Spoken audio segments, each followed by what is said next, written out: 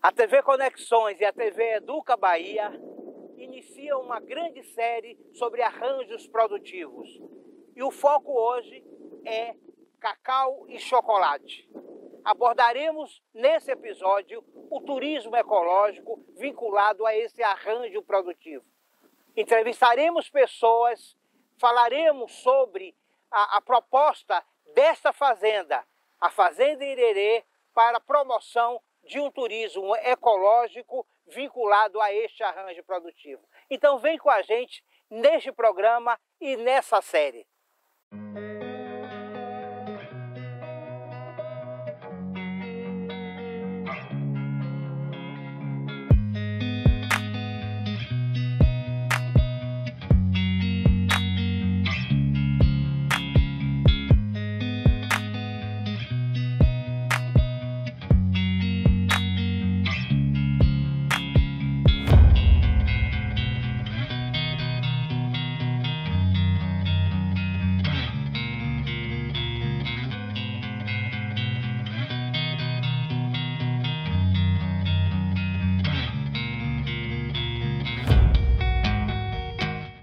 Um dos instantes mais interessantes da trilha é que você dá uma parada e a gente tem um guia explicando para as pessoas, os visitantes que querem aprender mais sobre a produção de chocolate, descobrir mais sobre a fruta e de como ela se processa até se transformar no chocolate. É um desses aqui. Vocês podem ver que as pessoas estão sentadas ouvindo o guia falar sobre o processo de a lavoura cacaueira ser plantada dentro de um espaço que é chamado de Cabruca, a Floresta de Cabruca. E aí ele relata sobre alguns fatos, alguns pontos que acontecem, inclusive com uma situação da vassoura de bruxa, né, que é uma das pragas que assolou a lavoura cacaueira, que fez, inclusive, algumas fazendas adotarem o turismo rural, como essa produção, para tentar compensar essas perdas que acabaram acontecendo devido à vassoura de bruxa em nossa região.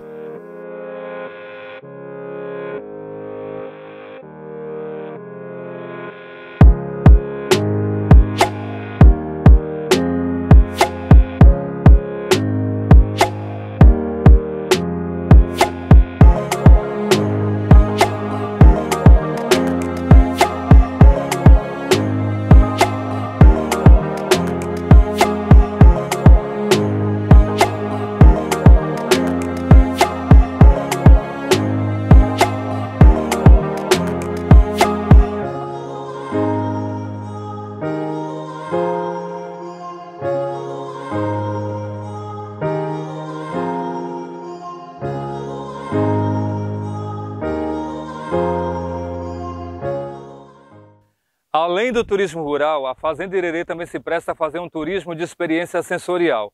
A gente, de posse do fruto, degusta o fruto e, naturalmente, as pessoas que não o conhecem saboreiam essa textura que tem o cacau. Então, todos saem daqui encantados, já é uma experiência fantástica. Os visitantes e turistas que vêm à Fazenda Irerê se deparam com figuras folclóricas. Aqui é o nome de uma trilha, a Trilha do Saci, que leva a gente, sabe para onde, mas com certeza para descobrir e desvendar todas as construções culturais, sensoriais, da experiência de um turismo sensorial. Aqui na Fazenda Irerê você encontra isso. E a TV Conexões, junto com a TV Educa Bahia, vem trazer você para esse universo.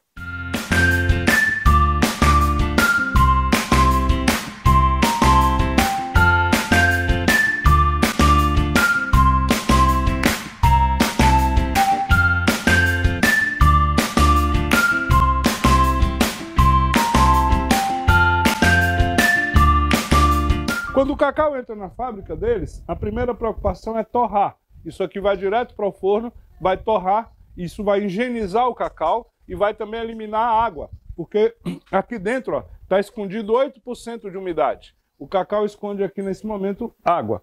E a água é inimiga do chocolate. Não pode ter água de jeito nenhum no chocolate, então a primeira preocupação é eliminar a água. Bom, depois tem que tirar essa casquinha, ó. Essa película que está aqui em volta da amêndoa, ela também não pode ir para o chocolate. Não é? E aí tem que separar ela do interior, da parte pretinha aqui, ó, que é isso aqui que vai fazer o chocolate, é o interior. Mas essa películazinha, quase um papelzinho, tem que também tirar do processo. E aí como é que tira? Tira na máquina descascadora. Vai jogar as amêndoas na máquina, ela quebra a amêndoa toda assim, ó, faz isso, ó.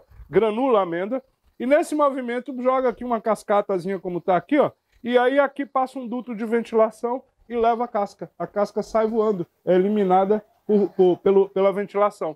E aí agora ficou só o cacau. Não tem mais água, não tem mais casca, está seco, limpo, higienizado e virou um alimento. Você pode comprar em loja de produtos naturais, em empórios, se chama nibs, nibs de cacau. E nibs de cacau é um superfood, é um dos melhores alimentos da humanidade, é um alimento fora do comum, vocês vão conhecer um pouco mais sobre ele agora.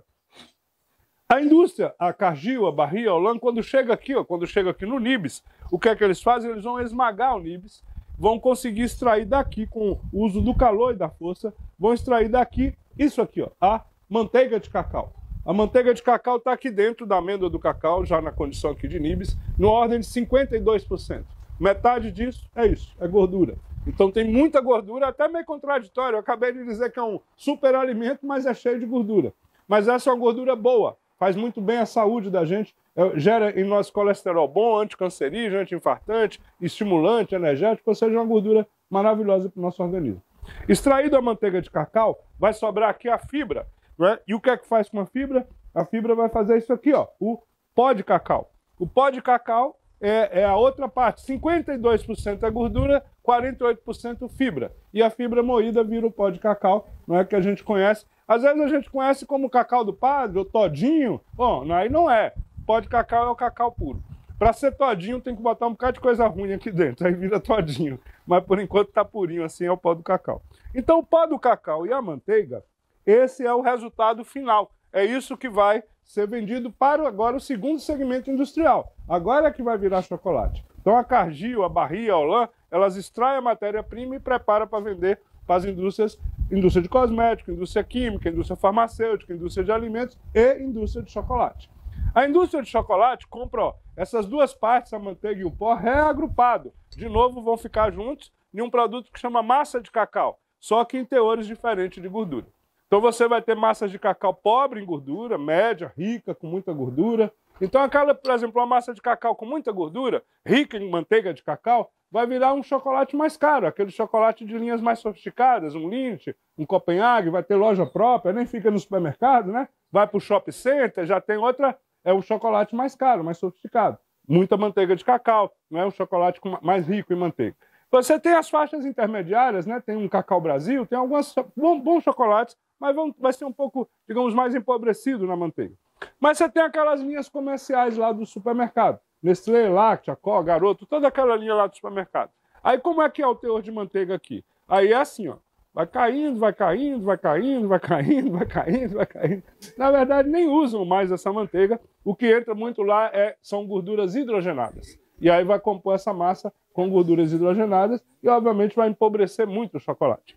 E esse não é só um problema nosso, é um problema que ocorre com a chocolataria em boa parte do mundo, é a substituição. Não é uma questão, digamos assim, de ganância ou de que a indústria maldade pura. Na verdade, isso aqui é uma questão de competitividade. O preço da manteiga foi ficando muito caro. Ele é muito procurado por outros segmentos industriais. Cosmético, por exemplo. É mais fácil até achar a manteiga hoje nos lábios da esposa do que no chocolate lá no supermercado. Não é? A indústria de cosmético é um grande comprador de manteiga de cacau. A indústria farmacêutica, a indústria química. Então ele é muito competitivo. E aí, para vender aquele chocolate baratinho lá no supermercado, a indústria teve que substituir por outros tipos de gordura. E aí vai empobrecendo. Bom, o resto dessa história vocês conhecem. O chocolate virou aquele negócio lá na prateleira do supermercado que a gente não sabe exatamente o que tem lá dentro. É um negócio meio complicado e se acusa até muitos problemas de saúde com aquilo. Aí na década de 90, surge uma turma na Califórnia começando a fazer um novo tipo de chocolate. Reinventar o chocolate. E como é que eles fizeram isso? Eles fizeram assim, ó, eles foram tirando as coisas do chocolate. Tiraram o leite, os açúcar, baunilha, aromatizante, estabilizante, as gorduras exóticas, tiraram tudo. Ao final chegou uma hora que só restava o cacau, botaram o cacau na máquina e mesmo assim saiu do lado de lá da máquina as barrinhas de chocolate 100% cacau. Ou seja, tudo que um chocolate precisa para existir, o cacau dá. Ao ponto de você fazer um chocolate somente com cacau. E vai fazer as barras 100% cacau. Olha que incrível. A gordura já está aqui dentro. Ó. Você não precisa colocar gordura, não precisa colocar leite, não precisa colocar baunilha, nada. Você faz chocolate só com cacau. Claro que nesse caso, um 100% é sempre um chocolate muito intenso, forte. Não é nem sempre você vai sair por aí vendendo. Eu até brinco com a turma aqui, não é o melhor chocolate para começar um namoro, por exemplo, né? O rapaz convida uma moça para o cinema e leva uma barra 100%. Aí, então, a gente faz os 70, ou 80, ou 60, fracionou, né? Para facilitar o amor. Como é que a gente vai, então, fracionar? Entra mais alguma coisa além do cacau. Aí, nesse caso, entra o açúcar. E aí começaram lá na Califórnia, nos anos 90, a fazer chocolate com 2 produtos só. O cacau e o açúcar. Mais nada. Aí você me pergunta, como nada? E a gordura? Faz chocolate sem gordura? Faz, ó. A gordura está aqui dentro. Você não precisa acrescentar nenhum outro tipo de gordura. Baunilha não precisa, nada disso precisa. E aí você vai fazer chocolate somente com cacau e açúcar. Isso influenciou o mundo do chocolate e hoje nós conhecemos, a gente compra inclusive, são os amargos e meio amargos. Amargos e meio amargos não é mais o chocolate suíço, não é a escola suíça tradicional de chocolate. É uma nova escola, uma nova categoria. O nome correto desse tipo de chocolate, vocês vão ver nas caixinhas, na loja, no site, são chocolates Bean to Bar. O nome em inglês começou lá na Califórnia, ficou com o nome em inglês. Bean to Bar em inglês, bean, feijão, grão, amêndoa. Da amêndoa, a barra. Bean to Bar eu pego o cacau e faço a barra de chocolate. Isso que o nome quer dizer. E essa é uma escola de chocolate que nós seguimos, nós fazemos chocolates Bean to Bar dentro da fazenda. Como é que se faz? Bom, não podia ser diferente, tem que começar tudo, começa aqui. Só que nós fazemos uma técnica que chama fermentação anaeróbica. E nós vamos melhorar muito o cacau. Ele tem que sair da fazenda já quase de chocolate. Olha só, mudou a responsabilidade, não é mais a fábrica. A fábrica só tem uma máquina, é a que junta o cacau e o açúcar, mais nada. Ou seja, não tem milagre a ser feito na fábrica. O cacau tem que sair da fazenda já quase de chocolate. E aí esse processo anaeróbico, ele funciona assim, olha. Bom, estamos vendo um fruto, obviamente, um fruto de cacau, mas para a gente entender o que eu vou explicar a vocês, isso aqui se trata de uma gestação, uma gravidez, uma barriga, né, uma prenhez. Quem está aqui dentro? Óvulos fecundados, futuros pés de cacau. Como em qualquer gravidez, olha quem está aqui, ó, um cordão umbilical. Esse talo, ele transfere alimentos da mamãe, que é a árvore, para seus filhotinhos que estão aqui dentro da barriga. Se a gente olhar aqui, vai achar até o umbigozinho, que é um pontozinho aqui de ligação nesse sistema umbilical que está aqui dentro. Então a gente conhece bem isso, não é? É da nossa própria biologia esse sistema também, assim como ocorre com a vegetação. Bom, chegou o dia da turma colher o cacau, nossa equipe vai para campo, vai colher o cacau e está lá, derrubou diversos frutos que estavam lá e vocês estão vendo aqui 2 frutos. Esses 2 são todos 2, obviamente, cacau, mas aqui esse se chama parazinho e esse se chama CCN 51.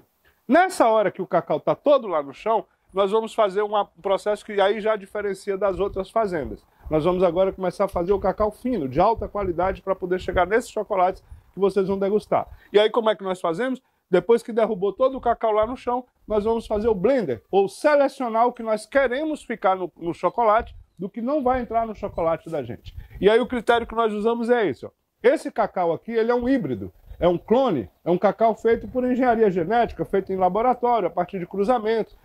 Ele é um ótimo cacau com produtividade, mas ele tem muita acidez. Ele, para o nosso chocolate, ele vai afetar a qualidade do chocolate. Então eu tenho que tirar ele do processo. E aí como é que faz? A gente quebra ele no mesmo dia, pega o cacau que está aqui dentro, traz para fermentar ali nos coxos que vocês viram, fermenta por 4 dias, seca por mais 4, 8 dias depois nós vendemos ele. Vendemos como um commodities, vai vender para as fábricas, vai sair daqui da fazenda. Esse cacau sai do processo, não serve para o nosso chocolate. É o híbrido. Agora, e esse? Por que ele vai ficar? Porque esses são os varietais. Esse chama Pará, tem o Parazinho, o Maranhão e o Catongo. São 4 variedades de cacau nativo, mas não é nativo daqui, é nativo da Amazônia. É o que veio para cá há 300 anos, trazido por padres jesuítas, é o que começou a genética da cacauicultura do sul da Bahia. Então a gente vai usar esses, que são chamados varietais, as variedades naturais. Ele é que vai entrar no nosso... E aí o que é que ocorre com ele? Fica abandonado. Fica lá no mato, onde caiu. Vamos cuidar do que a gente não quer. E deixa esse lá abandonado. Vai fazer lá a fermentação anaeróbica quietinho lá no cantinho onde ele caiu no mato. E esse aqui a gente vai então fermentar para vender. 4 dias depois nós voltamos lá para pegar esse. Mas o que é que aconteceu então? 4 dias e 4 noites ele abandonado lá. Por que fica lá assim? Olha, como eu disse a vocês, está maduro, cortamos o cordão umbilical, está ali no chão passando fome, está tendo fome aqui dentro. Já que tem fome aqui dentro, a natureza vai entender isso, o relógio biológico natural, que chegou, foi a hora de nascer, de parir, é assim que funciona. Os frutos ficam maduros, cai do chão, fica por ali, um bicho pesa aqui, pisa, vai quebrar, comer os frutos, jogar por lá, É assim que nasce. Chegou a hora de nascer. Então, vai ocorrer o quê? Ele precisa ganhar uma placenta, um colosso, uma bolsa de nutrientes para dar os primeiros passos, nascer vigoroso, bonito. Igual o mundo animal é o mundo vegetal. A engenharia é incrível da vida. E cadê a bolsa de nutrientes dele? A polpa, o suco que nós estamos bebendo. Essa polpa, eu sinto dizer a vocês que Deus, quando botou ela aí, não pretendia fazer suco de cacau para a gente. A função dela é alimentar esse serzinho nessa hora, nesse processo que eu estou explicando a vocês. Bom, a conversa tá boa, né, tio? Mas chocolate que é bom até agora? Nada, né? Muita conversa e pouco chocolate. Mas olha, é que eu já estou fabricando chocolate. Nós estamos há 4 dias fabricando chocolate aqui dentro. Sabe o que é que eu estou fazendo? Eu estou transferindo aqui para dentro da amêndoa açúcar, vitamina e proteína. Ele está chupando isso da polpa, ele está sugando a polpa e se enchendo de açúcar, vitamina e proteína. Com isso eu estou diminuindo o amargor, a acidez e a astringência do cacau. Ou seja, eu estou fazendo por um mecanismo da natureza o que seria na fábrica feito por um procedimento químico e artificial. E a gente está usando aqui a própria natureza para já ir fazendo o chocolate. 4 dias depois quebra. Pega esse cacau que está aqui, leva para os coxos lá de madeira de fermentação que vocês viram e fica mais 4. Então ele fica 4 dias anaeróbico e 4 dias aeróbico. 8 dias é a fermentação dele. Concluiu 8 dias de fermentação, sol. E aí vai ficar mais 4, 5 até 6 dias ao sol. E por que o sol de tantos dias? Porque ele só pega sol de 6 da manhã às 11. Às 11 a gente fecha o telhado, ele não pega o sol da tarde. Para não esturricar. A ideia aqui é assim, olha. Ele tem 4 a 5 dias, 6 até para perder água. Não é para perder em um dia. É para perder ao longo desses dias. Porque é a hora que forma o sabor. Chama cristalização do sabor. Na medida que a água vai saindo, o sabor vai se cristalizando aqui. Então é um momento delicado, com cuidado. A gente até está estudando ali, botar umas caixinhas de som, começar a tocar um Beethoven, um Tchaikovsky, né? Deixar o cacau ainda mais tranquilo. Vai chegar a hora. E aí concluímos então com 12 dias de trabalho, podendo chegar até mais um pouquinho, o cacau está pronto para poder fazer o chocolate. Nesse caso agora, eu preciso saber se eu acertei, se esse cacau está no padrão chamado cacau fino, se ele vai servir realmente para o chocolate. Então eu preciso agora fazer um teste de qualidade. E aí eu uso aqui, ó, isso aqui é um teste de corte, a gente usa uma tabinha com 100 covinhas, né? Parece um iPod, mas não é, pode ficar tranquilo, é só uma tabinha com 100 covinhas, com 100 buraquinhos, né? E como é que ela funciona? Funciona assim, a gente põe na mesa um lado alto e um lado baixo, e eu vou lá no lote que eu estou preparando e vou recolher 100 amêndoas lá nesse lote. Só que eu não posso escolher, eu tenho que pegá-las de forma aleatória, não é porque eu tenho que fazer um teste. Então eu pego assim, ó, são 100 amêndoas, está aqui o lote, lá na barcaça, como vocês viram, eu agacho de costa, pego 5, coloco aqui e vou dando passos de lado de 5 em 5 e vou colocando. Ao final, com 20 agachadinhas, eu já estou com as 20 amêndoas que eu preciso aqui. Subo aqui, ó, sento nessa mesa, pego uma por uma delas e tenho que cortá-las ao meio. Corto ao meio, um lado a gente tira da amostra e a esse lado eu vou examinar. E o que é que eu vou examinar aqui? Primeira coisa, ela tem que ter atingido a cor do chocolate. Tem que estar marrom, não pode estar com aquele roxo, aquele violeta que vocês viram lá, e a cor tem que estar aqui, a cor do chocolate. Segundo aspecto é o cheiro. Tenho que cheirar e sentir também o cheiro do chocolate. Nesse momento ela tem que acusar aqui também o cheiro do chocolate. Então adquiriu a cor e adquiriu o cheiro. Perfeito, são 2 informações corretas. Terceira informação é a aparência rugosa, cheia de entranhas. E isso quer dizer que era um óvulo fecundado. Ia nascer aqui um pé de cacau. Se ele não tivesse vida, não tivesse fecundado, ele fica liso. A gente chama de ardósia, como uma pedra, né? Não teria vida. Nesse caso não, ele está todo corretinho. É uma amêndoa que eu considero perfeita. E aí eu vou chegar aqui no tabuleiro, como eu disse, tem um lado alto e o outro baixo. Deixa eu só ajeitar aqui para não sair caindo tudo aqui. Um lado alto e outro baixo. Então eu vou chegar aqui, ó, de cima para baixo, eu vou colocar as amêndoas que eu considero perfeitas. Então essa já entra aqui, ó. E eu vou, cada vez que eu considerar uma amêndoa perfeita, eu vou dando sequência e descendo com elas. Mas uma imperfeita, só a título de exemplo aqui, o que é que eu faço? No sentido oposto, boto de baixo para cima. Então eu desço com as perfeitas e subo com as imperfeitas. E ao final, as 100 amêndoas estarão todas aqui. Daqui para lá as perfeitas e de lá para cá as imperfeitas. O que me resta agora é contar quanto % eu fiz de amêndoas perfeitas, não é? E o que eu preciso? Alcançar 70%. Chegar nessa casinha aqui, ó, marcar essa casinha e alcançar 70% de amêndoas perfeitas. Daqui até aqui, né, eu tenho que, da primeira casa até essa casa, 70 de amêndoas perfeitas, eu consegui chegar no padrão cacau fino. O corte é nesse 70. Se eu passar, tudo aí é lucro. Melhor ainda, 75, 80, 90, ótimo. Mas o que eu preciso é alcançar os 70. Fico alegre. Isso aqui é um método que funciona muito bem. Ele é um retrato do que está acontecendo lá. O que eu vejo aqui é o que está no lote. É um sistema muito tranquilo para isso. Só que eu preciso que alguém diga, é verdade, o senhor fez isso mesmo, está valendo. Aí é um laboratório. Eu preciso agora de um laudo confirmando o que eu vi. E aí é um laudo lá na universidade, eu tenho que agora pegar. Gente, eu estou aqui nessa linda propriedade que tem uma função além da questão do turismo, de receber, né, as personas e as pessoas que vêm em busca de conhecimento, em busca de saber como é que funciona esse arranjo produtivo do cacau, do chocolate, mas acima de tudo o que mais me tocou nessa visita, e tive um prazer aqui de conhecer Dadá, que é proprietária e tem um jeito todo especial. Você vai conhecer a casa dela na intimidade. Mas Dadá, como montar uma coisa que comercialmente parece fria numa coisa artística? Sua casa é uma obra de arte. E a atenção e o afeto que você dá a essas pessoas que você acolhe, recebe com um cafezinho na sua casa. Me conte aí esse turismo por afeto. Então, olha para você. Pode olhar, fica à vontade, a câmera.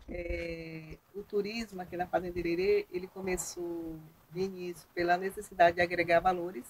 Era um momento que nós compramos para morar, mas que não tinha o cacau, e eu veio de uma família de pequenos agricultores, né, da agricultura familiar, e uma família de artistas. E o turismo começou dentro da minha casa. Aí, logo eu reconheci que a gente tinha uma bandeira diferente, que seria um turismo de afeto, né? Porque nós mesmos, os proprietários, quem iria trabalhar, receber os turistas, e que seria dentro da minha casa, né? Como eu sou artesã, quando eu comprei a propriedade, ela estava abandonada, e eu fiz uma decoração trazendo assim o meu trabalho, né? Eu trabalho mais com tecido também, com envelhecimento de móveis, e que o turista sentisse como se ele fosse um convidado meu, como se fosse um amigo que estivesse fazendo uma visita na minha casa. E esse jeito de atender, eu senti que deu certo, né? E eu vejo que a diferença nossa para outros empreendimentos nesse mesmo setor é que nós nos preocupamos com a história e com esse acolhimento da visita à casa, né, dos proprietários. Nós recebemos como se fosse um visitante fazendo uma visita a nós, né, à nossa propriedade. Então você tem a beleza artística, mas esse diferencial, o que é que tem lhe proporcionado, né, ao longo desse período? Por quanto tempo você vem desenvolvendo essas ações desse acolhimento? Aqui o trabalho com turismo ele já vai para acho que 18 ou 20 anos. De 10 anos para cá que a gente veio atendendo de jeito mais profissional. Eu deixei de fazer outras atividades e foquei mais no turismo e o chocolate, que é um momento novo também em Ilhéus, né, fazer chocolate. E eu vejo que esse jeito nosso de usar a casa para trabalhar, né, que é o que a gente faz, é uma empresa familiar, faz a diferença dentro de outros turismos que eu vejo dentro da cidade, né? Que as pessoas se sentem mais acolhidas, o turista se sente acolhido e se sente como se estivesse na casa deles também. E para você é gratificante, porque o grupo de turista foi embora, ele fez, opa, é uma troca, é isso que eu quero lhe perguntar, como é essa troca? Você se doa com arte, se doa com essa excelente receptividade, e essa troca? Você falou de um ponto que eu sinto isso. Eu moro aqui na fazenda, quando eu vim morar na fazenda, todo mundo ficou assim, nossa, você vai morar na fazenda, isolado, né? Na verdade, é como se eu tivesse um grande ateliê, né? E vem pessoas à minha casa, né? Conhecer meu trabalho, porque para mim é gratificante, porque a minha casa é um ateliê, né? tudo que tem aqui na fazenda tem as minhas mãos. E, na verdade, também eu me sinto como se eu estivesse recebendo visita de amigos, né? Isso também gratifica da maneira de que eu não estou só na fazenda, né? Eu tenho todos os dias um movimento de pessoas que passam, conversam, tomam café, aprendem um pouco sobre a história de Ilhéus do cacau e, ao mesmo tempo, deixam seu afeto também para a gente que mora aqui na fazenda. Quem quiser vir conhecer essa maravilha, lhe conhecer, ser recebido também com afeto, como é que faz? Nós temos uma página no Instagram, onde o visitante pode ter as informações, né, para fazer os agendamentos. Né? Nós estamos abertos durante o ano, de segunda a sábado, em 2 horários, né, para agendamento. E esse agendamento pode ser feriado, a gente mantém essas datas. Eu queria, para a gente começar a encerrar, que você tem uma grande tela e uma grande mão de obra para fazer arte, artesanato, receptivo, que é a própria natureza. E vocês usam bem isso, não é verdade? Eu venho de uma família de artistas, são 7 irmãos, todos ligados à arte, e a gente é todos autodidatas, e nós reconhecemos que nossa referência de arte, de cor, né, eu sou uma pessoa que tem muita facilidade com as cores, né, de combinar várias cores, de harmonizar essas cores. Eu sinto que isso veio desse convívio meu da natureza, né? Eu fui criada até os 12 anos de idade, sem televisão, e a referência de cores que eu tenho, ela foi colhida do meu convívio com a natureza, né? Que está tudo presente aí. Eu sinto que isso tem uma influência muito grande na minha vida. E uma gratidão hoje está podendo trabalhar dentro de junto com a natureza e trazendo hoje, fazendo uma empresa que tem essa referência também, né?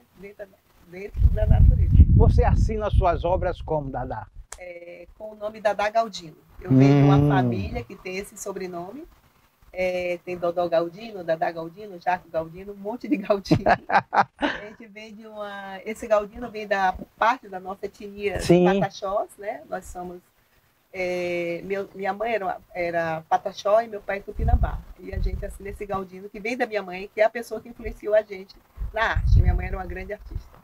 Então já está explicado a origem aí dessa sensibilidade de lidar com a natureza, né? Então, gente, a TV Educa, a TV Conexões, nesse programa que nós estamos revisitando a natureza a partir dos arranjos produtivos, Dadá, mas não retratando o arranjo pelo arranjo, pegando essas nuances, pegando personas como você, personas porque transborda alegria, a alma e passa essa tranquilidade para a gente.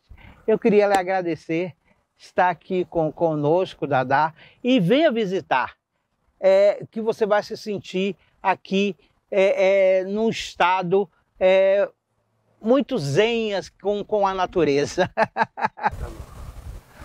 Continuando essa visita maravilhosa na Fazenda Irerê, a gente agora bateu um papo assim rápido com Fernando da Luz, Fernando Lourenço da Luz. Ele é do Rio Grande do Sul. De onde mesmo? Fala pra gente. Venâncio Aires, capital nacional do chimarrão. Pronto, a cidade do chimarrão, a capital nacional do chimarrão. Você saindo do sul do país, vindo para a Bahia agora, o sul da Bahia, depois dessa experiência de ter entrado nessa trilha e depois de ter ouvido o professor Gerson falando desse processo todo, essa história do cacau, essa condução que ele faz tão bem delineada, né, tão bem trabalhada, minuciosa. O que você tem para falar para a gente dessa experiência? Bom, em geral, assim, de questão de gostar ou não gostar, para quem gosta de natureza e história, junto conhecer a cultura da Bahia, né, que descendeu do cacau, excelente. Informação. E sobre o aspecto de você ter experimentado o fruto do cacau, saboreado, dá para falar um pouco dessa experiência para a gente? Muito discrepante do chocolate que a gente encontra no supermercado, né, que a gente geralmente come como Kit Kat, Beers, essas marcas. É completamente diferente, não dá nem para comparar. Você voltaria à Bahia para fazer esse experimento novamente? Com certeza. Se tiver para comprar pela internet é melhor, né? Que sai mais em conta.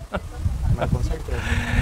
Mas assim, existe um espaço que é acolhedor aqui dentro dessa fazenda, né? A gente percebe quando a gente chega, as pessoas tratam a gente bem, as pessoas falam um pouco dessa cultura, quer dizer, da cacauicultura.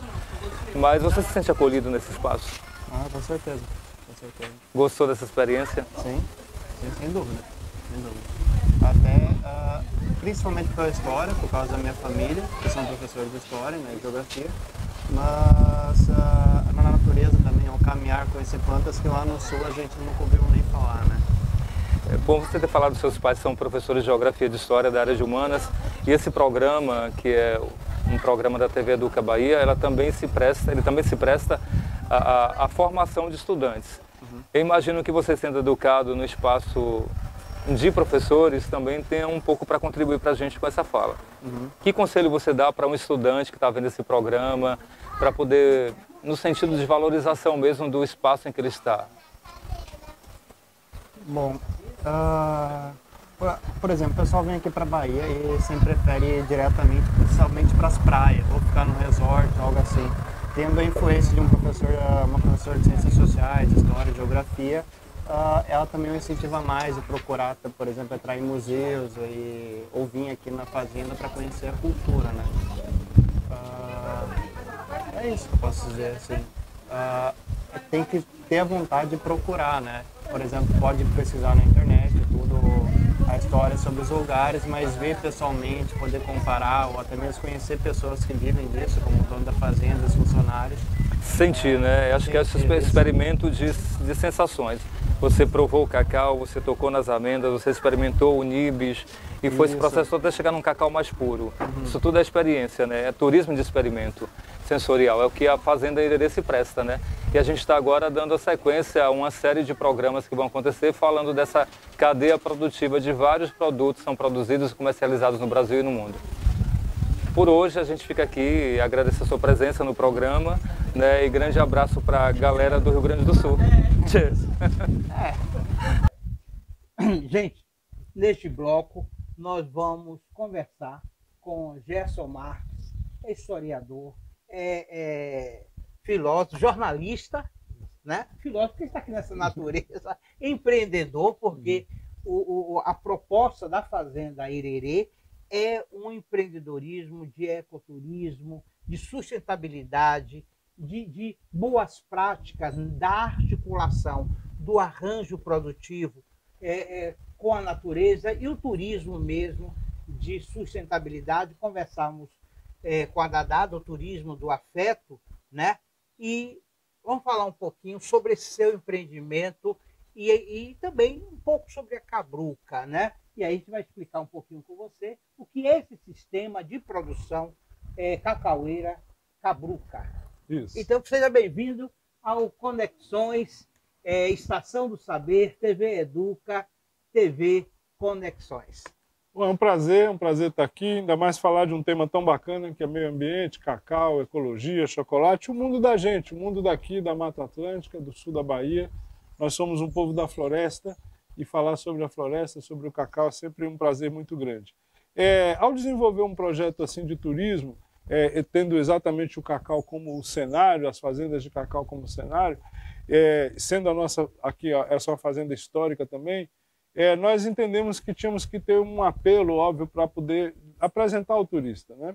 E logo também entendemos que esse apelo ele não passava exatamente por uma abordagem desse olhar do coronelismo. Nossa ideia é de que esse olhar do coronelismo ele não representava mais uma realidade, ele é um momento de um pedaço pequeno do momento da história de Ilhéus, não é tão significativo e não tão importante para ser, digamos assim, a inspiração ou a motivação.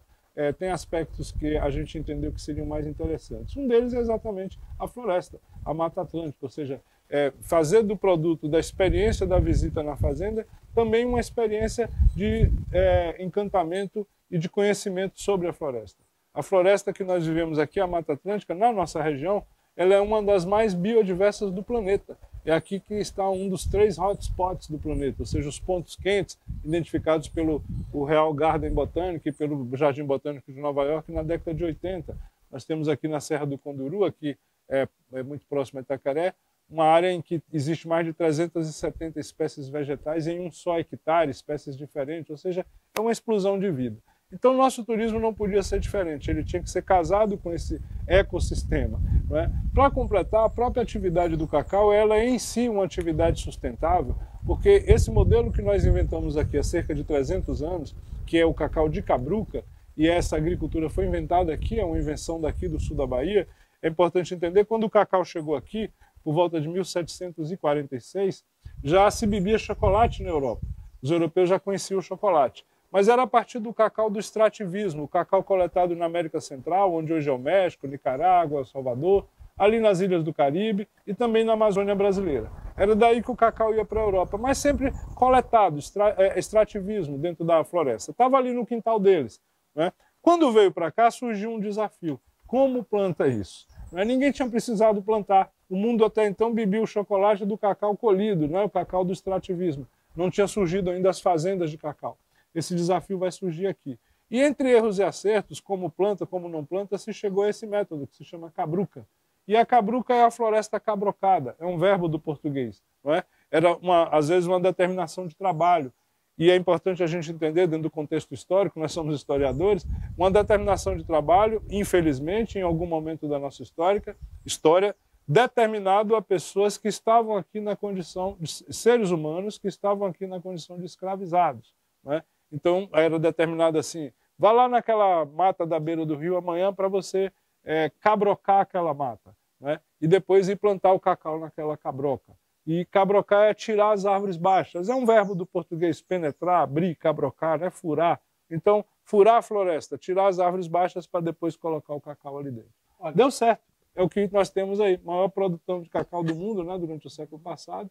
E nos deixou essa beleza de paisagem, essa paisagem florestal. Às vezes, a gente vai na escola, a gente ouve o que é cabruca, até mesmo as pessoas dessa região. Então, vocês acabaram de ver um belo conceito aí, histórico, da cabruca.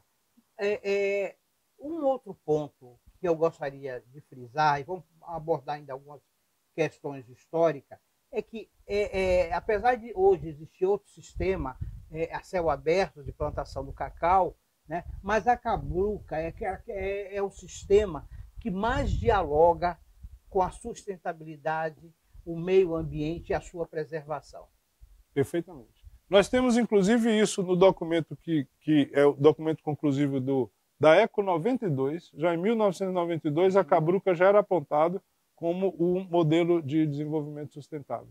E depois, na Rio+20, que é a reafirmação da ECO 92, que vai ocorrer 20 anos depois, o documento final já trata a cabruca, inclusive, como o mais importante modelo de sustentabilidade, de atividade agrícola sustentável que existe no planeta. Ou seja, isso aqui é um exemplo para o mundo inteiro, o que nós fazemos aqui, que é uma atividade de agricultura sustentável, que gera riquezas, gera emprego, gera renda, sustenta famílias, cidades, empresas, indústrias, e ao mesmo tempo mantém uma floresta em pé. Eu tenho dito muito isso, assim, o nosso chocolate e o nosso turismo mantém uma floresta em pé, sequestra carbono, melhora a vida das pessoas, ajuda a melhorar o clima do planeta. Ou seja, nós praticamos aqui a sustentabilidade, aquilo que o mundo inteiro está hoje tentando corrigir, buscar, praticar, nós já fazemos isso aqui. O que são os guardiões da cabruca? Bom, Guardiões da Cabruca é uma história maravilhosa, porque então, conta aí pra gente, nós estávamos preparando uma nova série de embalagens, nós já vínhamos fazendo o nosso chocolate, ainda meio amador. Aí quando chegou aquele momento de fazer umas caixas mais profissionais, contratamos um publicitário para nos orientar, um design, e depois também teve uma consultoria que nos deu orientação sobre os aspectos legais, o que a legislação manda para ter ali na embalagem, que chama rotulagem obrigatória. E aí essa pessoa sugeriu, falou assim, olha, ela veio aqui, conheceu essa atividade, um pouco disso que nós estamos conversando aqui, sobre cabruca, ficou tão entusiasmada, e aí ela sugeriu colocar na caixinha essa frase, guardiã da cabruca. E aí a gente não tinha nenhum lugar no design da caixa, achamos na tampinha da caixa, botamos essa frase lá, guardiã da cabruca. Isso tem uns 6, 7 anos, e toda vez que a gente reimprime as caixas, está lá guardiã da cabruca. Esse conceito, que o mundo inteiro está discutindo, desenvolver ações para gerar esse sequestro de carbono. Explica isso melhor aqui para a gente. Isso, perfeito. Esse modelo que a gente acabou de falar sobre a cabruca, de plantar o cacau dentro da floresta, ele tem essa vantagem, de que além de ter gerado muita riqueza aqui na região, apesar de estar agora em uma crise profunda, mas ele nos deixou essa paisagem bonita, uma paisagem florestal. Nós temos aqui cerca de 700 mil hectares de Mata Atlântica relativamente preservado pela presença do cacau. Tem áreas de alto grau de preservação, de situações intermediárias, e infelizmente áreas bastante agredidas também. Mas o fato é que nos deixou uma beleza natural. Mais do que uma beleza natural, um ecossistema vivo, não é? Gera muita riqueza. Então, como fazer disso, né, um ativo, como a gente fazer com que isso se torne, de fato, não só um belo modelo, uma coisa bonita, mas gere renda, né? Faça com que as pessoas possam fazer disso um ganho, a comunidade, a região. Não adianta a gente também estar sentado no lugar mais bonito do mundo e passando dificuldades. Então nós temos que criar as condições para que as pessoas possam ter ganhos e melhorar com isso. Hoje esse é o grande tema que eu acho que é da modernidade, do mundo, não é? Que é a economia verde, uma economia sustentável, a economia criativa, ou seja, é a união do aspecto da cultura com o meio ambiente, com a produtividade dos arranjos locais, com pouco impacto, com alta eficiência, qualidade, com isso retornando em qualidade de vida para a comunidade, em qualidade de vida para o meio ambiente, para os animais, né, para a vida, para o mundo. Ou seja, esse é um contexto novo que o mundo nos apresenta. Agora, olha que coisa incrível, né? O mundo dá muitas voltas, mas sempre está nos deixando na frente, com a porta aberta, com assim, ou melhor, vou pegar uma figura do futebol na frente do gol com a bola ali na marca do pênalti, porque, mais uma vez, nós estamos muito bem posicionados nesse novo contexto global de entender a economia a partir da sustentabilidade, da economia verde, da economia criativa, porque é uma região completamente preparada para isso. Nós estamos falando desse conceito, né? Nós aprendemos a cultura do cacau, né? Desde, como você coloca, desde o século XVIII, mas a questão do turismo, seja o turismo urbano, o turismo rural, o turismo de praia, o turismo na fazenda. Eu quero trabalhar esse conceito ligado aos arranjos produtivos, e você começa a fazer essas correlações. É um conceito, ou em que nível a Bahia está? Ainda estamos engateando. Como é que nós estamos nesse conceito do turismo ecológico, do turismo rural? Isso, então, perfeito. É o desdobramento natural desse processo, né? Eu creio que a gente, como eu lhe disse, nós estamos sentados em cima de uma riqueza enorme. O que nós não estamos sabendo ainda é explorar ela de forma correta. Mais uma vez, a história, o mundo, a economia está nos dando uma oportunidade. Nós estamos frente, como eu disse, à marca do gol. Agora, como realmente fazer isso da forma correta? Como elaborar isso? Como construir esse conceito? Veja, eu entendo assim, a busca hoje é a experiência. O turista realmente que nos interessa, o turista que realmente vai chegar aqui e contribuir com o crescimento da cidade, gerar consumo, é um turista que tem um nível cultural que busca mais do que o cartão postal. Busca mais do que a foto do I Love Ilhéus, né? Ele quer uma foto, ele quer sentir cheiro, sabor, cor, ele quer sentir o que é que vocês comem, como é que vocês vivem, o que é que vocês estão aqui sentindo, como é que é a música, como é que é, enfim, a cultura. É isso que se vende. E cada vez mais é isso, o mergulho está cada vez mais profundo, as pessoas querem ter mais a experiência e nós estamos muito bem colocados nesse mercado. Agora, quais são os problemas? Os problemas é que nós não temos uma infraestrutura adequada ainda que corresponda a isso e não temos as práticas que correspondam a isso. Porque não adianta também ficar lá fora com um discurso se vendendo como um destino ambiental e a pessoa chega aqui e a praia está poluída. Não é? Aí você fica numa contradição com o que você está fazendo. Então, gente, nós temos as condições, temos o caminho, temos a cultura envolvida no processo, as condições básicas estão dadas, mas é preciso que haja uma cultura sobre isso. As pessoas se apoderem desse conhecimento. Tem alguns exemplos muito interessantes aqui. Por exemplo, um destino turístico como Itacaré. Como é que ele se formou? Tem 20 anos que Itacaré foi se colocando no mercado de forma lenta, cuidadosa, mas hoje é uma referência. Você falar Itacaré em qualquer lugar do Brasil, as pessoas sabem que existe um lugar chamado Itacaré. E há 10 anos atrás, nem na Bahia a gente sabia que tinha esse lugar chamado Itacaré. Então você vê como... Mas o que é que ocorre ali? Ocorre que há uma entrega de um conjunto de fatores que se soma não só à questão cultural, mas ambiental, o ambiente em volta do lugar, ele tem uma riqueza tal que as pessoas se sentem ali muito bem, se sentem confortáveis com aquilo que está em volta. E aí você vai gerando um tipo de empresário preocupado com isso. Ele vai construir uma pousada, ele tem um cuidado a mais com a questão ambiental, aí tem um cuidado a mais com o detalhe, o charme da pousada dele vende aquele conceito, corresponde ao ambiente que está em volta, né? Então você começa a ter uma espécie de uma rede que vai se formando e as pessoas ao chegarem entendem o conceito e correspondem a esse conceito. Então ela mesma começa também a ter o mesmo comportamento. Ela não vai chegar e jogar o lixo na praia, porque ela está vendo que a praia está muito limpa, em um destino em que as pessoas trabalham o meio ambiente como parte do fator. Então tudo isso vai gerando não só um ganho social, econômico, como também vira educação ambiental, vira negócio, e a gente se posiciona muito bem no mundo. Como se dá, desde a divulgação da Irerê, né, nas agências de turismo, nos blogs, no site, e esse acolhimento, conversamos muito bem aqui com o Dadá, da chegada desse turismo e o roteiro que eles percorrem aqui. Quando a gente começou a fazer isso aqui, eu já trabalhava um pouco com turismo e já tinha um pouco de conhecimento. Mas, na verdade, a prática nos ensina. Sim. E essa, eu acho que é uma das coisas mais inteligentes que a gente pode ter na vida, é estar procurando aprender sempre, né? E aí a gente, quando vai se educando e aprende lá, desde o mestre Sócrates, né, que tudo que não sei é que nada sei, tudo que eu sei é que nada sei, né? Ou seja, a gente se propõe a estar sempre aprendendo, é a melhor coisa. E aí a gente foi aprender. E aprender, sabe, com quem? Com o próprio turista. Assim, qual era o feedback que ele nos dava? Como melhorar? Como fazer com que isso aqui, de fato, virasse uma coisa que desse um resultado de satisfação, de alegria, de prazer, né? E aí eu digo, como é que a coisa funciona? Na verdade, é assim, olha, o turista, quando ele se define por vir a um local, ele está tomando uma série de atitudes motivadas por um sonho. Porque, na verdade, assim, quando você, vou tirar férias semana que vem. Então, como é que você faz? Você vai preparar suas férias para uma viagem. Você vai escolher ali num catálogo de opções, não é? Quantos lugares tem, quantos destinos tem, se é praia, se é montanha, se é história, se é cultura, se é exterior, se é Brasil. Tem uma série de opções. Mas você tem um sonho.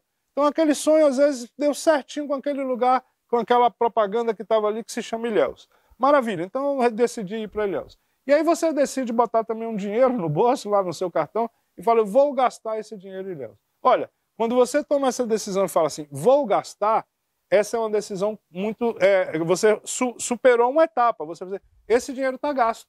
Você tirou das suas contas. Você está dizendo que 4 mil, 5 mil, 8 mil, sei lá quanto você pegou para gastar, esse dinheiro você não pretende voltar com ele para casa. Você irá gastar. Maravilha. Então você vai chegar aqui com dinheiro no bolso e vai distribuir esse dinheiro. Cabe a quem que está aqui, ao lhe receber, oferecer as condições para que você bote a mão no bolso, tire o seu dinheiro que você já se dispôs a gastar aqui e me entregue. Mas eu tenho que fazer isso com elegância, com qualidade, com charme, com beleza e que você tenha satisfação. Ao você me entregar o seu dinheiro, você ainda olhar para mim e falar assim, pô, mas é barato. Esse cara me entregou um negócio tão bom e eu estou pagando tão pouco, acho que eu quero até lhe dar mais, você merece mais. Ou seja, esse é o segredo. É você conseguir fazer com que o seu cliente se sinta de tal maneira atendido, que as coisas funcionem tão bem, que o sonho que ele se propôs seja realizado e ele, surpreso, entenda que aquilo ainda está barato, porque para ele era uma coisa tão valorosa e você entregou de uma forma tão simples, né, e cativou. Então, veja, isso é um resultado enorme. E foi isso que eu procurei sempre a gente ter aqui. Sabe como é que funciona? Funciona assim. Por exemplo, uma trilha. Você tem ali árvores, você tem plantinhas. Você conhece aquela plantinha que chama Maria Dorme-Dorme? Aquela que a gente toca e mexe? Rapaz, você não sabe o sucesso que isso faz, por exemplo, com um paulista, com um gaúcho ou com um estrangeiro. Imagine uma criança com 12 anos de idade tocar numa plantinha que mexe. Aí eu estou guiando uma família de paulistas, eu gosto de guiar, estou guiando uma família de paulistas, e aí o garotinho tocou na plantinha, a plantinha mexeu. Aí ele chamou o pai, pai, venha ver uma planta interativa. Já é a linguagem moderna das crianças da internet na planta. E de fato ela é interativa, ela reage, né, ao toque. Então você vê, isso é um resultado. Essa coisa tão simples como cheirar uma folha de um pé de limão. Tem um pé de limão na trilha, a gente orienta os guias da gente sempre que possível, não é sempre, não é rotineiro, mas dá aqui uma folhinha para eles cheirarem. Sabe o que ocorre? 90% das pessoas que cheiram uma folha de limão lembra da casa do avô.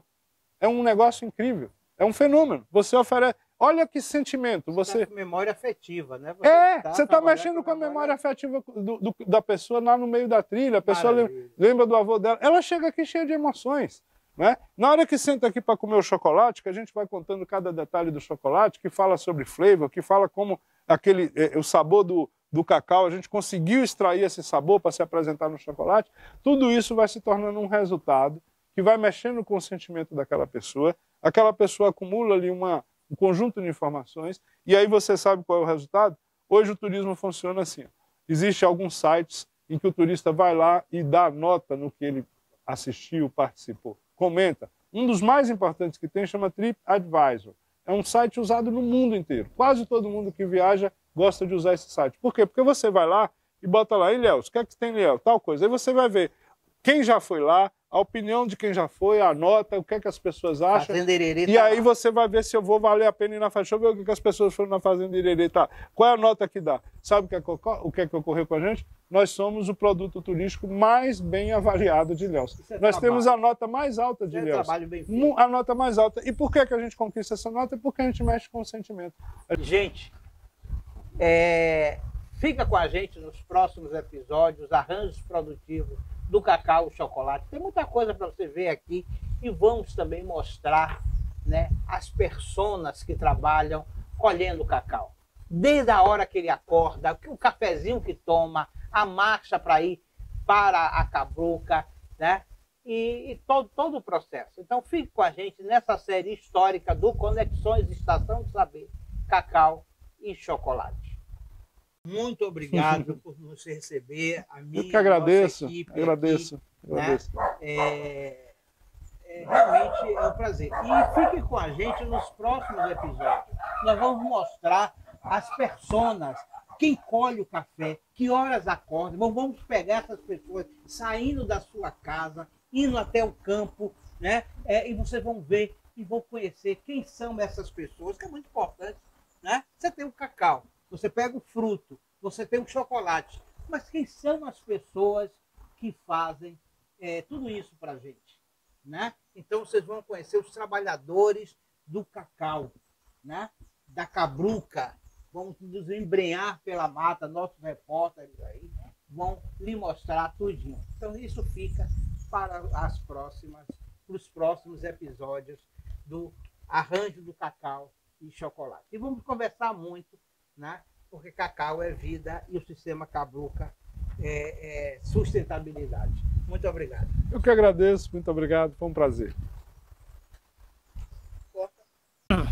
Gente, o episódio de hoje chega ao fim, mas com muita alegria e expectativa para o próximo programa.